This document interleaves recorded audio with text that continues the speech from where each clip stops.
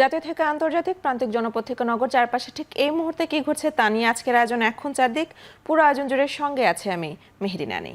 বাংলাদেশের অন্তর্বর্তী সরকার নিয়ে ক্ষমতাচ্যুত প্রধানমন্ত্রী শেখ হাসিনার সমালোচনা ও মন্তব্য ভারত সরকার সমর্থন করে না বলে জানিয়েছেন দেশটির পররাষ্ট্র সচিব বিক্রম মিস্ত্রি। সম্প্রতি ঢাকা সফর শেষে বুধবার কংগ্রেস নেতা শশী থারুরের নেতৃত্বে ভারতের পররাষ্ট্র বিষয়ক সংসদীয় স্থায়ী কমিটির ব্রিফিংয়ে কথা জানান তিনি।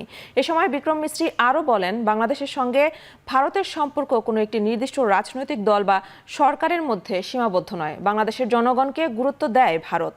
শেখ হাসিনা ব্যক্তিগত যোগাযোগ যন্ত্র ব্যবহার করে মন্তব্য করেছেন উল্লেখ করে বিক্রম মিস্ত্রি বলেন, ভারত সরকার শেখ হাসিনাকে এমন কোনো প্ল্যাটফর্ম বা সুবিধা দেয়নি যা ব্যবহার করে তিনি ভারতের মাটিতে বসে রাজনৈতিক কর্মকাণ্ড পরিচালনা করতে পারেন। এছাড়াও ঢাকা সফর নিয়ে পররাষ্ট্র সচিব বিক্রম মিস্ত্রি বলেন, দুদেশের সম্পর্কে উন্নতি হচ্ছে। হিন্দুদের উপর হামলার ঘটনায় জড়িতদের বিরুদ্ধে ব্যবস্থা নিতে বাংলাদেশের অন্তর্বর্তী সরকার আশ্বাস দিয়েছে বলেও জানান ভারতীয় পররাষ্ট্র সচিব। অন্তর্বর্তী সরকারের প্রতি রাজনৈতিক দলগুলোর সমর্থন আছে জানিয়ে বিএনপি মহাসচিব বলেন, নির্বাচিত সরকার ছাড়া সংকট সমাধান চ্যালেঞ্জিং। সকালে লন্ডন থেকে ফিরে আরও জানান, মামলা শেষ হলে বিএনপির ভারপ্রাপ্ত চেয়ারম্যান তারেক রহমান দেশে ফিরবেন। 11 দিনের সফর শেষে লন্ডন থেকে ফিরে শাহজালাল বিমানবন্দরের সাংবাদিকদের এক প্রশ্নের জবাবে এ মন্তব্য করেন তিনি। আরও বলেন, রাজনৈতিক দলগুলো সবসময় অন্তর্বর্তী সরকারকে সমর্থন করেছে। এর কারণ দেশে গণতন্ত্র প্রতিষ্ঠা করা। তারেক রহমান কি বার্তা দিয়েছে এমন প্রশ্নের উত্তরে বিএনপি মহাসচিব বলেন, মামলার কার্যক্রম শেষ হলেই বিএনপির ভারপ্রাপ্ত চেয়ারম্যান তারেক রহমান দেশে ফিরবেন। দেশের অস্থিরতা নিরসন একমাত্র নির্বাচিত সরকারই করতে পারে বলেও মন্তব্য মির্জা ফখরুলের।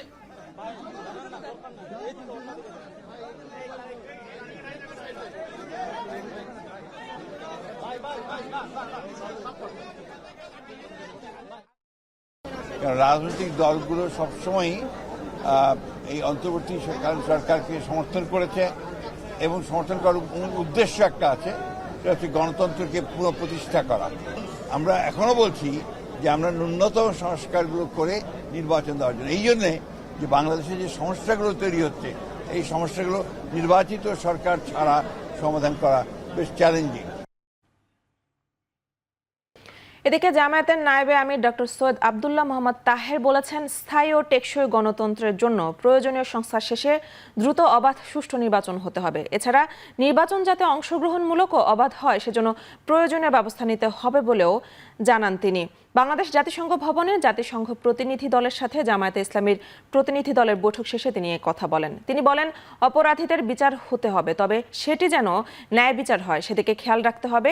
ট্রাইব্যুনালের বিচার প্রক্রিয়া আন্তর্জাতিক মানের হতে হবে। বৈঠকে বিগত সরকারের সময়ে জামায়াত সহ সারা দেশের মানুষের উপর যে নির্যাতন হয়েছে তা তুলে ধরা হয়েছে বলেও জানান জামায়াতে ইসলামের নায়েবে আমির।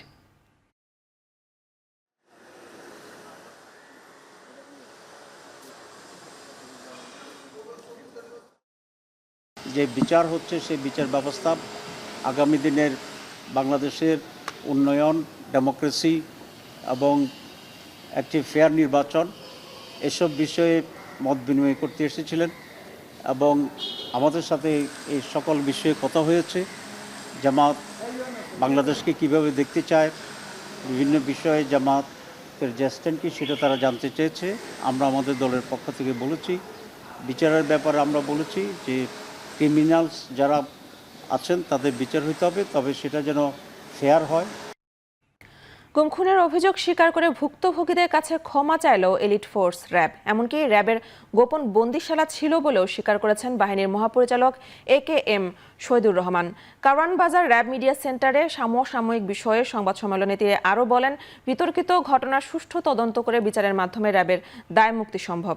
র্যাবের কেউ আইন হাতে তুলে নিলে ব্যবস্থা নেওয়া হবে জানিয়ে শহীদুর রহমান বলেন, এ পর্যন্ত 58 কর্মকর্তা সহ 4000-এর বেশি র্যাব সদস্যকে শাস্তির আওতায় আনা হয়েছে। জঙ্গি আটকের ঘটনা সাজানো নাটক কিনা এমন প্রশ্নের জবাবে তিনি বলেন, দেশে জঙ্গিদের তৎপরতা ছিল, র্যাব জঙ্গি দমনে বরাবরের মতো কাজ করে যাবে। শেষ প্রশ্ন ফুটেজ দেখে আপনার একজনকে আপনারা দেখেছেন যে দুই হাতে দুইটা পিস্তল, যথেষ্ট উদ্যমী হয়ে আমাদের দায়িত্ব। র্যাবের বিরুদ্ধে বেশ কিছু অভিযোগ আছে, গুম, খুন, তারপরে আপনার অপহরণ, এই ধরনের বেশ কিছু অভিযোগ আমাদের প্রতি আছে।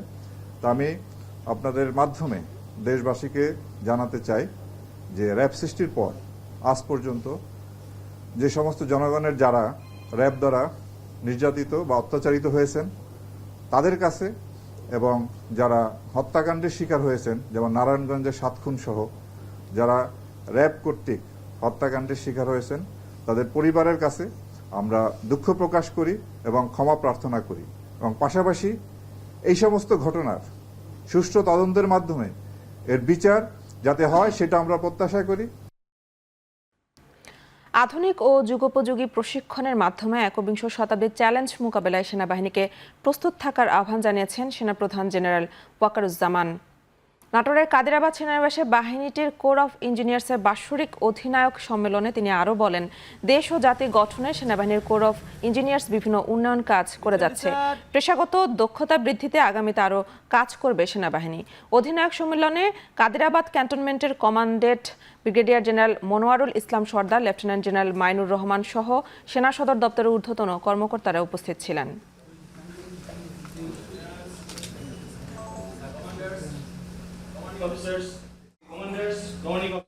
চট্টগ্রামে রাষ্ট্রদ্রোহের মামলায় গ্রেফতার চিন্ময় কৃষ্ণ দাসের জামিন শুনানির দিন এগিয়ে আনার আবেদন নথিভুক্ত করেছেন আদালত। তবে পূর্বের ধার্য করা 2 জানুয়ারিতেই হবে শুনানি। তবে আদালত জানিয়েছে, আবেদন গ্রহণ করা হলেও স্থানীয় ওকালতনামা না আনা পর্যন্ত শুনানি গ্রহণ সম্ভব নয়। এর আগে গত 3 ডিসেম্বর একই আদালতে চিন্ময় কৃষ্ণের জামিন শুনানির দিন আগামী 2 জানুয়ারি নির্ধারণ করা হয়েছিল। 31 অক্টোবর চিন্ময়ের বিরুদ্ধে জাতীয় পতাকা অবমাননার অভিযোগ এনে রাষ্ট্রদ্রোহ মামলা করেন বিএনপি নেতা ফিরোজ খান। এরপর 25 নভেম্বর ঢাকা থেকে এই মামলায় তাকে কারাগারে পাঠান আদালত। জামিন আবেদন নামঞ্জুর হলে তার অনুসারীরা বিভিন্ন সংঘর্ষে জড়ায়। এতে রাষ্ট্রপক্ষের আইনজীবী সাইফুল ইসলাম আলিফকে কুপিয়ে এবং পিটিয়ে হত্যা করা হয়।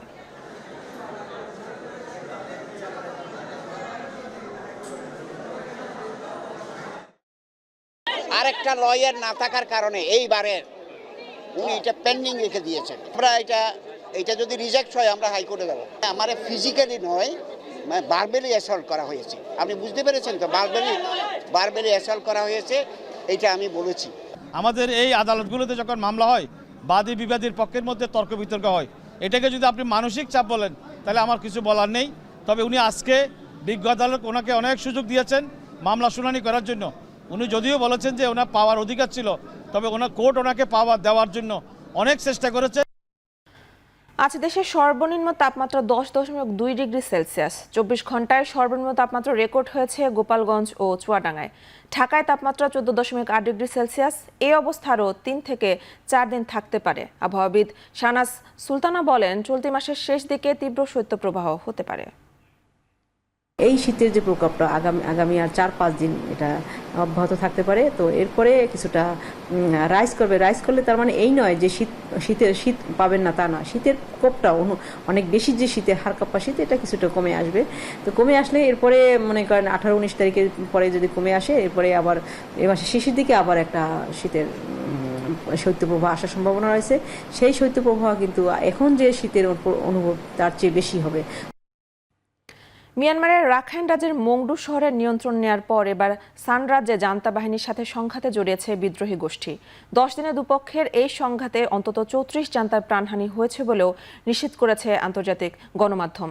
এর আগে মংডু দখলের মাধ্যমে বাংলাদেশ ঘেঁষা মিয়ানমারের 270 কিলোমিটার সীমান্ত আরাকান আর্মির নিয়ন্ত্রণে চলে গেছে বলে দাবি সংবাদ মাধ্যম ইরাবতীর।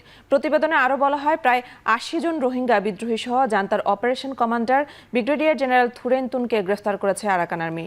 আরাকান আর্মির মুখপাত্র ইউ খাইং বিবিসিকে জানান, এরই মধ্যে পশ্চিম অঞ্চলে জান্তা কমান্ড হেডকোয়ার্টার দখল নেওয়া হয়েছে।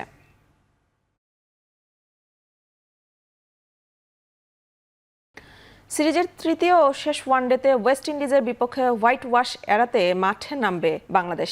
ম্যাচটি শুরু হবে বাংলাদেশ সময় সন্ধ্যা 7:30টায়। স্বাগতিকদের বিপক্ষে টানা 2 ম্যাচ হেরে ব্যাকফুটে বাংলাদেশ দল, যে কারণে শেষ ম্যাচ জিতে সাদা বলের লড়াইয়ে নিজেদের ফিরে পাওয়ার অপেক্ষায় মিরাজ লিটনরা। প্রথম 2 ওয়ানডেতে ব্যাটিংয়ের সময় বেশি বল খরচ করায় অধিনায়ক মিরাজ ও রিয়াদ হয়েছেন সমালোচিত।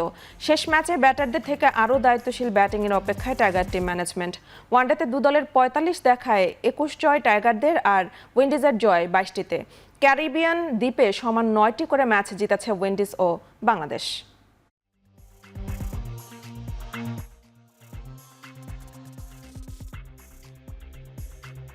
দীর্ঘদিন পর তামিমের খেলা দেখে মুগ্ধ জাতীয় দলের সাবেক প্রধান নির্বাচক মিনহাজুল আবেদিন নান্নু। এনসিএল টি20 দ্বিতীয় দিনে চট্টগ্রামের হয়ে দুর্দান্ত এক অর্ধশতকের পর তামিম বন্দনায় মেতেছেন দেশের সাবেক এই অধিনায়ক। চ্যাম্পিয়ন্স ট্রফিতে খেলার সিদ্ধান্ত একান্তই তামিমের বলে মনে করেন তিনি। প্রতিটা শটে আগের তামিমকেই মনে হয়েছে দেখে, এবং আমার মনে হয় যে ও পুরো প্রিপারেশন, ওর মধ্যে লিজেন্ডারি ক্রিকেটার খেলছে, এখানে ইয়াংস্টাররা যারা আছে ওর সাথে খেলছে, ওদেরও শেখার অনেক কিছু আছে। আমি ওর ব্যাটিংয়ের, আমি নিজেও একজন ফ্যান, আমি যথেষ্ট অনেক দিন পরে মাঠে নেমেছে এবং ফার্স্ট ম্যাচটা হতে পারে খারাপ, এবং যেভাবে ব্যাটিং করেছে একবারের জন্য মনে হয়নি যে 7 মাস ক্রিকেট খেলেনি। তো সেই হিসাবে আমি মনে করি যে যেহেতু ফিটনেস এখন ভালো আছে, এখন ওকেই সিদ্ধান্ত নিতে হবে জাতীয় দলে ফিরবে কিনা।